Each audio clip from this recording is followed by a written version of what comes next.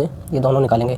जो इनपुट का जो टाइप सी वाला, ये टाइप सी का ये पिन पोर्ट है, ये निकालूंगा। ये फीमेल जैक है, इसको भी निकालूंगा माइक्रो यूएसबी का भी, ठीक है। तो इनको हम घर पे कैसे निकालेंगे आइए देखते हैं इस वीडियो में। तो मैंने ये 60 वाट की सोल्डरिंग आयरन ले लिया है, ठीक है। इस पेस्ट को इस पर लगा देंगे, ठीक है।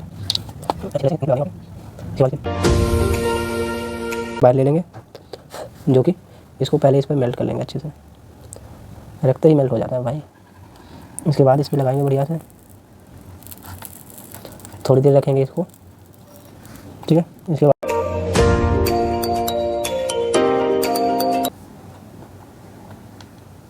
निकल गया, देखिए ये रहा, देख लीजिए इसके सारे पिन है, ठीक है।